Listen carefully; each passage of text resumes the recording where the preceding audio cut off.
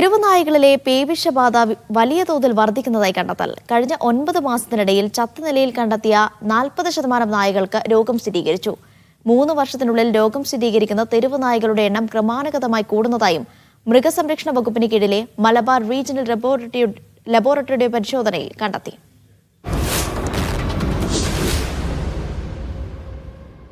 തെരുവ് നായ ശല്യം രൂക്ഷമായിരിക്കുന്നതിനിടെയാണ് ആശങ്കയുണർത്തുന്ന വിവരം പുറത്തുവരുന്നത്. ഈ വർഷം സെപ്റ്റംബർ വരെയുള്ള കാലയളവിൽ പരിശോധിച്ച 52 നായകളിൽ 23 എണ്ണത്തിനാണ് രോഗം കണ്ടെത്തിയത്.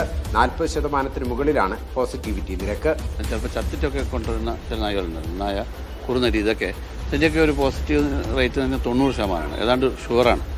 പിന്നെ കൂടാതെ പറഞ്ഞാൽ ചില കൃത്യമായ ലക്ഷണങ്ങളില്ലാതെ കൊണ്ടുവരുന്ന നായകളുണ്ടോ. ഇപ്പം സാധാരണ ഭക്ഷണം കഴിക്കാതെ ഇവിടെ നിന്ന് 1-2 ദിവസം 3 ദിവസം ട്രീറ്റ് ചെയ്യും, പിന്നെ മരിച്ചു വന്ന കേസുകളുണ്ടായിട്ടുണ്ട്.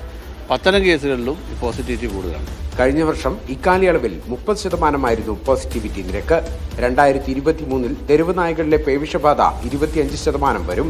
കണക്കുകളിൽ നിന്ന് വ്യക്തമാകുന്നത് പ്രതിരോധ കുത്തിവയ്പ്പിന്റെ ആവശ്യകതയാണെന്ന് വിദഗ്ധർ ചൂണ്ടിക്കാട്ടുന്നു. തെരുവ് നായകളുടെ വാക്സിനേഷൻ ഒരു പ്രതിസന്ധിയാണ്. കാരണം അത് ആളുകളെ എംപ്ലോയ് ചെയ്തിട്ട് തെരുവ് നായകളെ പിടിക്കണം, എന്നിട്ട് ഓരോന്നിനായിട്ട് വാക്സിൻ ചെയ്യണം, പിന്നെ ഓടിക്കളി, അങ്ങനെ കുറേ വിഷയങ്ങളൊക്കെ ഉണ്ടല്ലോ. അപ്പോൾ എന്തായാലും അതിൻ്റെ ഒരു 70% വാക്സിൻ ചെയ്ത് കഴിഞ്ഞാൽ നമുക്കിത് ബാക്കിയുള്ള മൃഗങ്ങളിലേക്കും പൂച്ചകളിലേക്കും ബാക്കി മറ്റ് നായകളിലേക്കും പകരം നമുക്ക് തടയാൻ പറ്റും. 100% ചെയ്യാനൊന്നുമില്ല.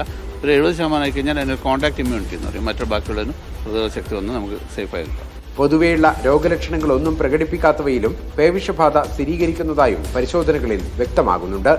തെരുവ് നായകളിൽ മാത്രമല്ല പൂച്ച അടക്കമുള്ള ജീവികളിലും റാബിസ് ബാധ കൂടി വരികയാണ്. വിജീഷ് ഗോവിന്ദൻ, മീഡിയ 1, കണ്ണൂർ.